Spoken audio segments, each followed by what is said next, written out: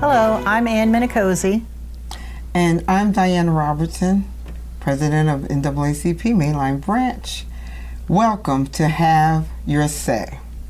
Today, our guests are Dr. Candace Robertson-James, Assistant Professor and Director of the Master of Public Health Program at LaSalle University, and third-year Master of Public Health student, Fatima Jackson.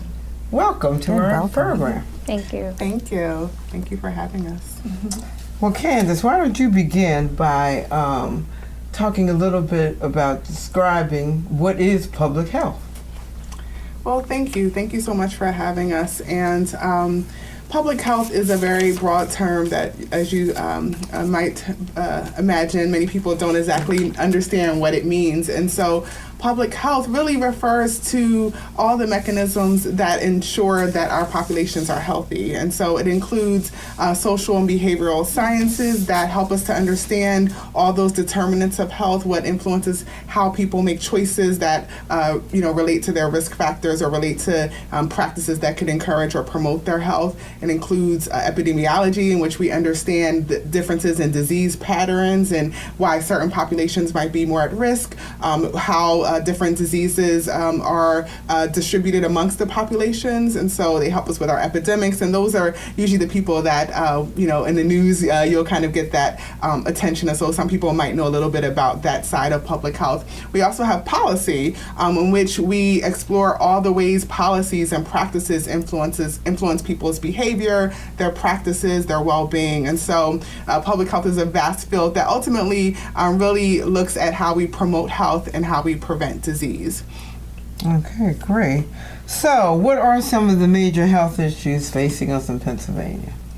Well, we have many health, many health issues that continue to impact us here in Pennsylvania and, of course, across the country. And I'm excited to have one of our graduate public health students with us today. And I just wanted to give her an opportunity to kind of share a little bit about what interests her about public health, and then we'll definitely talk about all of the health issues that are impacting us. Okay. Yeah, definitely. So like Dr. Candace said, public health it's social health, it's mental health, it's medical health. My initial background, my undergrad was in biology. And so stumbling across public health, what I fell in love with the department about it was because it was so broad, and it allowed me to kind of explore different career interests. Currently, I work as a research coordinator for a nonprofit, and being broad just as public health, I'm able to dabble into different aspects of helping the community and actually improving lives day to day. So. Like public health, it's broad. That's awesome. That's so great. As far as Pennsylvania and the country at large are many of the same health issues, and some of what I call the frequent flyers. Unfortunately, we still have, of course, cardiovascular disease is the leading cause of death, and so we know that cardiovascular disease and its risk factors are still a major issue impacting Pennsylvanians as well as those across the country. We know diabetes, hypertension also are huge issues that we know are impacting Pennsylvanians. When we think about issues such as sexually transmitted diseases, HIV, those continue to be issues of importance to consider. Of course, we've begun to hear more in the news about mental health issues. Suicide, of course, is increasing and rampant. Mental health issues and our appreciation and understanding of mental health disorders, substance use disorders are also really very important issues that we are really grappling with in this country. And then we have to understand, if we look at the county health rankings that RWJ does, we can understand how Pennsylvania ranks comparably to the country. And what we also see is a lot of disparities. And we've been, of course, working on disparities for many years now, but we still see their persistence in lots of different ways. We see disparities in income, we see disparities in these health issues, we see disparities in the proportion of the populations who's reporting poor health and who has poor health outcomes. And so overall disparities continue to be an important health problem and challenge as we think about, what we're looking towards in the country. And then lastly, I would just mention the Adverse Childhood Experiences Study. We call it the ACEs study. It was a study that was done several years ago, first in California, and it showed, not to our surprise, that if children, if they have certain adverse experiences as children, that actually they're at greatly higher increased risk for many health outcomes as adults. And so that study has since been replicated in many cities and states throughout the country. And what we know about Pennsylvania is about 12% of children, that's almost 1 in 8 children, experience at least 3 adverse childhood experiences that put them at harm and risk for poor health in the future. And so we have a lot of work to do. Oh my goodness. So how do we better promote equity? So that's definitely a big one. And I think it's important also as we can think about the elections and think about oftentimes, we hear healthcare in the news, and obviously that's really important. We're going to talk about that, I'm sure, in a little bit. But, thinking about health and wellness, thinking about, at our core, understanding population health, understanding why certain communities are thriving and other communities are not. And so it's really important, I think, really to understand what we call those social determinants of health, that health is not just about your individual behaviors.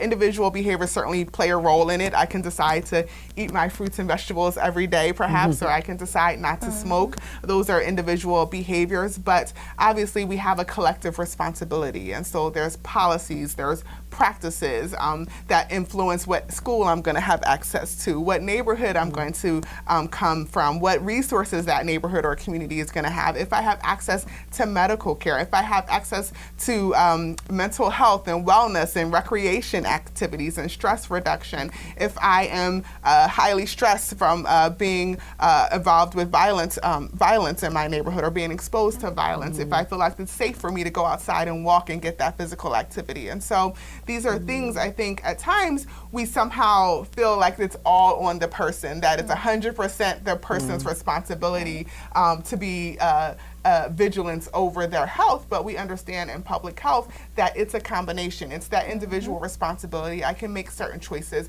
but my choices are not outside of the context of our social and our societal responsibilities. And so there are policies that we know promote health.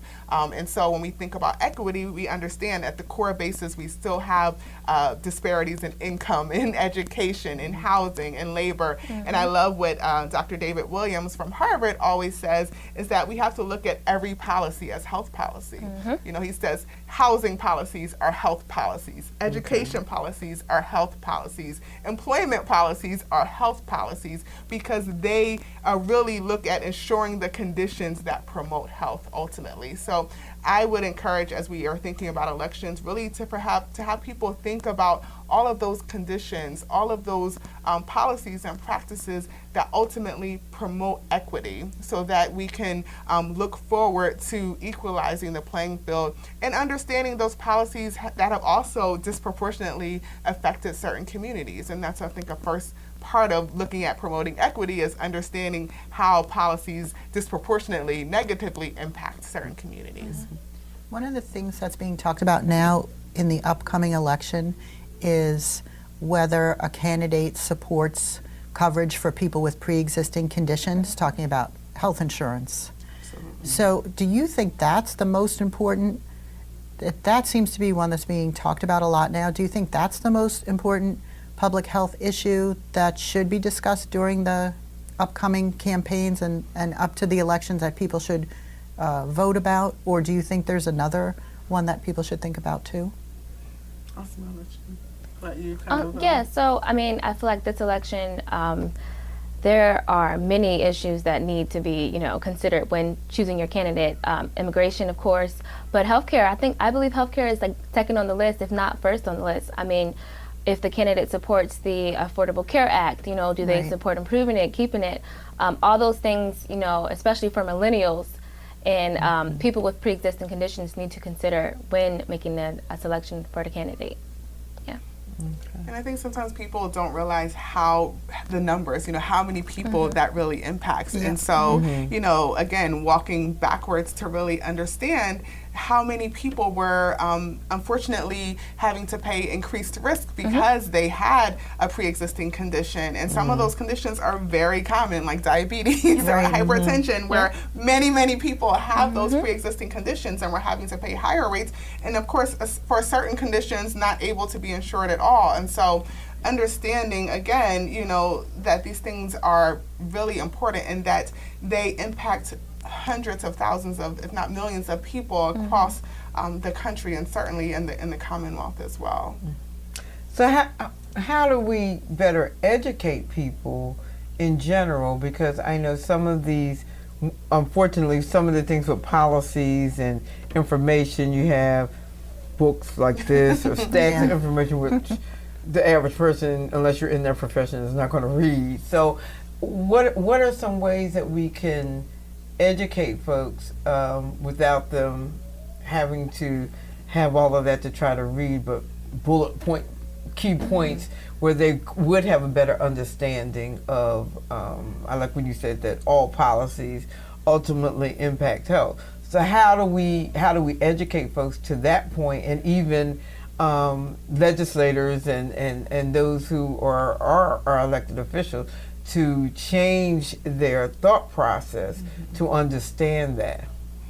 Absolutely. It's definitely hard. And I think that's actually one issue for consideration in the elections is funding for public health and prevention. And so often the discussion around health quickly turns to health care, and really health care quickly turns to health care financing, right? And so we really then pigeonhole ourselves into a very narrow discussion of health and wellness. And so I think it is really important for us to kind of broaden that scope. And that's one problem with what you just said, that the funding that health agencies have to, have PSAs and promotional campaigns to help people really be more aware of, we hear ACA, what does that really mean? And that's one thing. But again, for people to understand, how do their environments affect asthma rates? And so we'll talk about the asthma rates, but we won't talk about the environmental triggers that we know are present. We'll talk about climate change, but we won't talk about all the health corollaries related to climate change. And so helping people to see all the intersections between some of the big catchphrases that they hear on the news perhaps, but they're not able to personalize it and see how it's relevant for them. And I think we have a challenge in the public health community because we don't necessarily all the time have all the funding to have commercials and to have, people who are able to communicate that. But I think also we have, as Fatima alluded to, we have the ability, I think, to work with community organizations. And so a lot of times we are trying to work with faith-based organizations to get in to talk with schools and educators and rec centers and other entities in the community where we can kind of, really talk with and have access to community members and work together collaboratively to say, what are some of the issues that you're concerned about, and these are some of the issues that we're facing as a country and policy-wise, and how can we really come together. And it's really an exciting time for some of that because I know in public health we talk about the Universal Declaration of Human Rights, and that was a great document, originated in 1948, and we'll celebrate the 70th anniversary on December the 10th.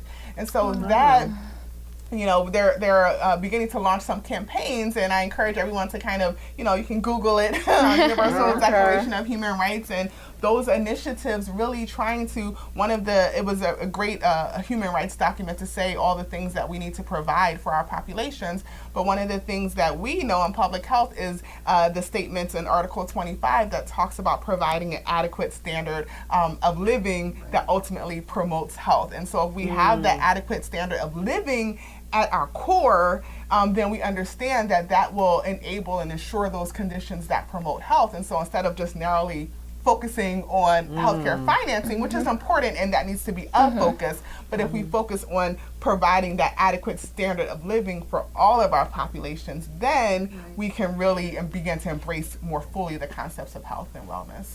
How do you see public health intersecting with the medical profession? And one example would be that a pediatrician now in some states would write a prescription for a child who needs food. Yes. So is there more interaction there now? I think it's the American Academy of Pediatricians or American Association of Pediatricians, I'm not sure which one, where they're talking about asking at the well visit, do you have a gun in your house? Yes. So is there more intersection now between public health generally and having the pediatrician or your primary care physician being the point person, the point of contact for people? Absolutely, absolutely. Those are some of the initiatives that you mentioned that are really great initiatives to really, involve everyone at the table, and it allows providers, clinicians to partner with community resources and not only be able to, like you said, ask that question: do you have enough food to eat? Do you have a weapon? Do you have a gun? Do you have other issues that we can say, oh, wow, now we can pair you, here's a prescription, and let's pair you and connect you with these resources in the community. So there's growing a number of partnerships, medical, legal partnerships, that where people can say, I'm struggling to pay my rent, or I'm struggling to pay for my utilities, and then they can have that prescription and kind of walk over and kind of say, here, I need help with this, and can kind of get plugged into resources. And so really, making those connections are really integral to public health. And really, for so long, many of our communities are fractured, and many of the resources, unfortunately, like you said, people don't know because they're so fractured, and you have to go over here for this thing, and well over there for this thing, and there's so many things, but the more we can integrate it and make it a part of one system. And then also we help people to understand, not only connect them to resources, but we can understand that we can support where they are, and not just say, you need to eat better, you have diabetes, but then we can actually give them and say, I'm going to work with you. What are your challenges? We're starting at the same place. It's a shared decision making, and let's work together to get you to where you need to be, instead of just telling you things that you have no ability to do. And I know you've also worked with community settings that have been a part of that. And I think the way to help the community is to start at community level. You can't go into a community and tell them what they need. You have to go there first and see their needs and ask them, how can we help? What do you need? So, and I think that's where the disconnect and the mistrust happens a lot, because people come to communities and they say, we're going to fix this, and the community feels like we need to have that fixed, or Right. So I think that's one of the best ways you can actually improve the community, is actually going to the neighborhood and starting there. Right, and actually involving the community Exactly. in that decision-making process. Exactly. So this is very interesting, but and I'm just thinking, so are doctors being educated? So when you talk about like a prescription for certain things, how are medical students or the doctors that exist being educated to better help their patients in that regard in particular? Absolutely. So in most medical schools, medical students are educated in obviously all the clinical aspects of disease, but most of them have a component where they're looking at the social aspects. And so, definitely helping people to understand the social context, and really understanding the importance of the social context that people come to you in, that a disease in isolation is not very useful. You have to understand the values, the beliefs, the social context that people come to you in. And so certainly there is definitely increased movements and pushes and curriculum that are being revised, and to make it more focused on tailoring it to the patient. And you even hear the term patient-centered care now much more frequently, and clinicians really kind of trying to learn from a different model of not just top down, but saying like this is a partnership, and even those terms like shared decision making and partnership models that we're now seeing being taught in medical school. And so really helping that to forge ahead is again another important thing, and it's an important thing that politicians and legislators can also support, as well as these new models are forming and funded and supported and reimbursed. Also helps clinicians be able to say, well, I can spend these extra 5 minutes talking with you because I'm not going to get penalized for it over here. So it is, again, even though we talk about all these things, they do actually come down to policies and legislation. And so it's important to have that support built into our systems. And I think a lot of universities are having a public health initiative, so they're actually having committees. I know Drexel just started one where they're actually reaching out to nonprofit organizations in different neighborhoods, and they're meeting monthly to figure out how the university can help. So you do see that as well. What would a student who was interested in attending LaSalle University with that major, what would their expectations be? Well, that's a great question. And so I think, so at LaSalle University, we have both a Bachelor's of Science in Public Health and a Master of Public Health program. So we have both degrees at both levels. And so at the undergraduate level, our focus is on health education. But, many undergraduates coming into high school don't often know what public health is. And so really, it's a great foundation in understanding the basics of population health. And so they get all those core courses in, health education and health policy and epidemiology and statistics and really understanding that. And so our graduates at the undergraduate level are able to go out and actually have those entry-level public health positions where they're able to work as researchers or they're able to work as administrators, or a lot of them, of course, work for nonprofits, even governmental agencies, health departments. And so, again, thinking about the health force, we hear a lot about, innovation and technology and how the workforce is changing and how many jobs are being phased out.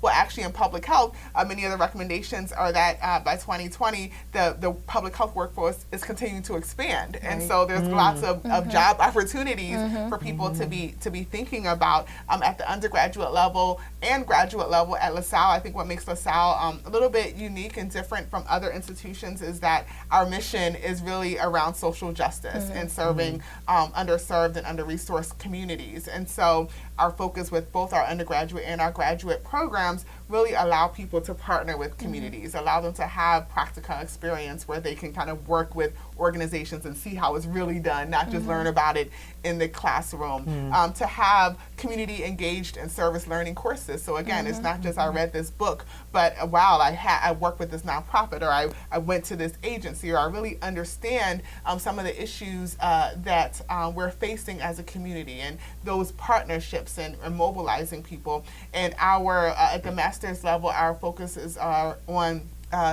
urban communities, and so thinking about the issues that are unique for us is really important. And so equipping our students with the tools to be health promoters, to be leaders, to be researchers, to be ultimate public health practitioners that can really be fluid in the activities that they're able to work on and the health issues that we address in a variety of different sectors. And we're so excited and proud of our students have gone on to do some fantastic and amazing things, from working in our federal department, the CDC and the NIH, and research initiatives, to health promotion, leadership, leading agencies, evaluation, so we know what's working and what's not working, policy, and I know Fatima is on her way to some very exciting things as well. Yeah, like as Dr. Candace touched on, LaSalle, their program, it's not just, of course we have epidemiology, biostatistics, but we also have, like she said, all policies are health policies. We have gun law, we have opioid crisis, we touch on, of course, immigration, healthcare, so social determinants. The way the curriculum is designed, you're not only getting the classwork, but you also have mandatory outreaches and experiences to actually understand, kind of like I said earlier, at community level, what is going on, and then tools to help. And alumni, like she said, they now work for the CDC, SAMHSA. The curriculum is proven to actually equip us with the necessary skill set to be prepared to actually help America change the world. And that's what I really love about the program. And along with that, the curriculum, the professors, they are dynamic. They actually care about you. I've never had professors really notice, oh, you weren't in class. Is everything okay? They notice, they care, and they go above and beyond to set you up for practicum sites.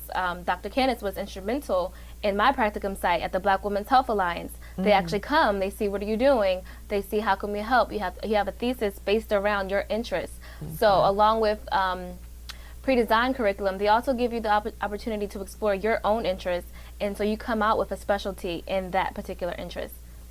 Yeah. Okay, so as our time is running out, just very quickly, since we have the upcoming election, are there some basic questions that folks should be asking their candidates? Yes, and so I definitely want to direct people to the APHA, the American Public Health Association. They actually have a great list of questions for your candidates on their site, and so some of those questions include things like, you know, that we've talked about today. Does your candidate support strengthening rather than weakening the ACA? Does your candidate oppose cuts to Medicare and Medicaid? Does your candidate support efforts to enforce the work requirements for Medicaid? And so understanding all of those things. Does your candidate promote laws that support family leave and medical leave? And so those things are also important. Affordable child care, which is a huge impediment for lots of people. Affordable housing and living wage. And so what we talked about earlier, those housing policies and employment policies, health policies, we know that those housing policies and living wage policies impact people in their health and wellness. Protecting community from health impacts of climate change, and so helping people to understand the increased science and the increased provisions that are needed to promote the vulnerable populations and all of us from experiencing the health impacts of climate change. Of course, the opioid crisis is something that we need increased policies strengthened around, and gun violence as well. Okay. Well, we certainly thank you. Thank you for being our guest today and all of the information that you shared with us.